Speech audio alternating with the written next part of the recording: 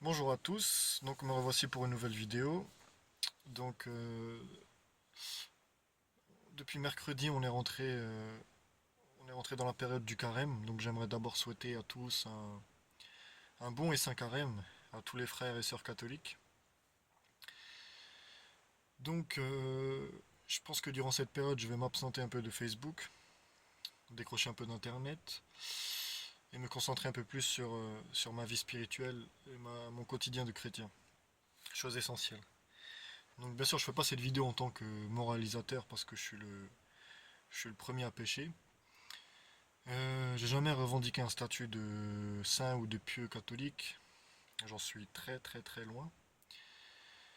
Je fais juste une petite vidéo pour pousser. D'abord, je la fais premièrement pour moi, parce que tout ce que je vais dire là, ça s'applique premièrement et essentiellement à moi-même. Donc voilà, faut vraiment profiter de cette période de carême pour centrer son regard sur soi. En premier lieu sur ses défauts, sur ses péchés, sur les choses qu'il y a à changer, parce que c'est vraiment une période qui nous permet, euh, qui nous permet l'amélioration. L'amélioration de son quotidien, l'amélioration de sa vie chrétienne, tant sur le plan, euh, tant sur le plan spirituel que sur le plan naturel. C'est-à-dire que c'est une période où on pourra vraiment se concentrer sur la prière, aller à la messe si possible plus souvent,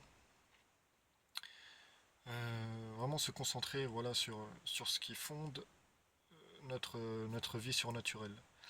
Et également notre vie naturelle, c'est-à-dire notre quotidien, notre façon d'être avec les autres, mettre toujours en avant la charité, euh,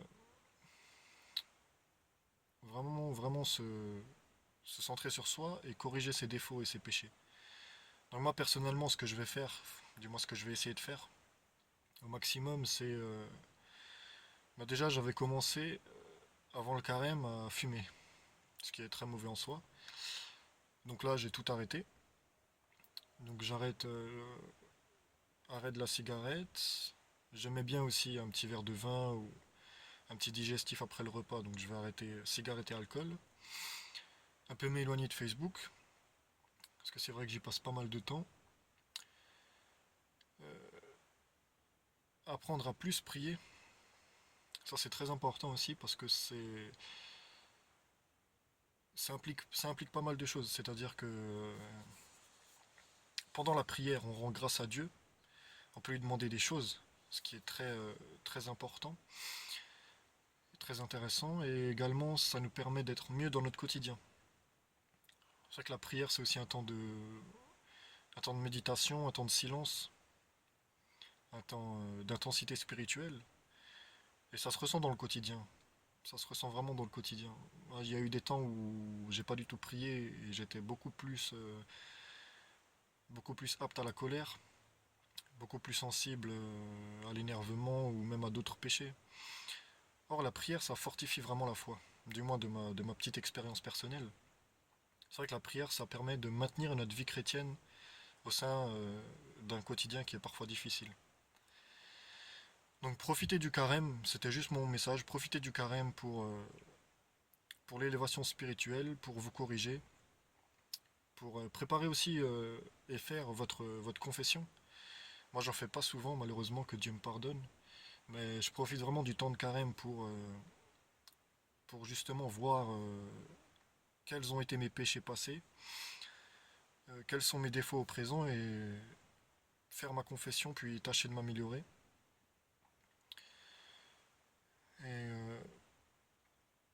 Et voilà, il y a plein de choses aussi, hein. Il y a la lecture qui est très important et qui permet aussi de solidifier notre foi. Lecture de saints, lecture essentiellement de catholiques, lecture de prières aussi, c'est très important. Moi j'ai le livre bleu qui regroupe pas mal de prières catholiques. C'est très intéressant, très important. Donc c'est pas, c'est, le temps de carême, c'est pas un temps de tristesse, bien au contraire. Il y en a beaucoup qui prennent ça comme un poids ou un handicap. Au contraire, ça permet de nous alléger pour mieux s'élever. C'est-à-dire que pendant le carême, on aura des temps de jeûne, euh, on mangera Moi personnellement, je vais tâcher de manger végétalien. Donc c'est bien aussi de faire attention à la nourriture pendant le carême, nourriture physique et spirituelle, et de manger léger. Même de faire des jeûnes. Moi je vous conseille de faire des jeûnes. Même un jeûne de 3 jours, ça permet de renouveler votre système immunitaire et ça rajeunit votre métabolisme. Donc c'est très important sur le plan physique déjà, mais même sur le plan spirituel. Parce qu'un jeûne, ça permet de vous rapprocher de l'essentiel. Et qui dit rapprocher de l'essentiel, dit rapprocher de Dieu, puisqu'il est l'essentiel. Donc moins de nourriture physique pour privilégier au possible les nourritures spirituelles. Je pense que c'est très important aussi. Enfin, il y a énormément de travail à faire. Il y a énormément de travail à faire et moi je suis le premier à... Comme dit, je suis le premier à fauter. Je suis pas du tout un moralisateur, bien au contraire. Et voilà, j'ai beaucoup d'efforts à faire. Et voilà, on rend grâce pour le temps de carême parce que c'est un temps vraiment important, un temps béni que Dieu nous a offert pour qu'on puisse se rapprocher, comme j'ai dit, de l'essentiel, pour qu'on puisse s'améliorer. C'est vraiment un temps important, il faut vraiment le prendre positivement, avec joie. Et c'est un temps aussi où on peut et on doit mettre la charité avant tout, la bonté avant tout, et l'humilité avant tout. Comme pendant la messe du mercredi des cendres, où le prêtre pose de la cendre sur nous, ça nous rappelle la Genèse, hein, où on est né de poussière et on retournera à l'état de poussière. Donc comme dit, pas oublier que le passage sur terre, c'est pas fait c'est pas fait essentiellement pour s'amuser, même s'il y a un temps pour tout. C'est pas fait pour venir et tout niquer, pour parler vulgairement, hein. C'est un test que Dieu nous offre. Et si on le réussit, on aura le bonheur éternel. Quoi de plus important? Quoi de plus, quoi de plus prioritaire que ça? Donc le temps de carême, c'est aussi ça, une façon de recentrer nos priorités et nos objectifs et se rappeler que Dieu doit passer avant tout dans notre vie, même si c'est compliqué. Dieu avant et pour tout. Voilà, je vous remercie pour l'attention portée. Que Dieu vous bénisse, que la très sainte Vierge facilite, facilite nos conversions et nous pousse vers l'humilité et vers toujours plus de droiture dans notre vie chrétienne. Merci à tous.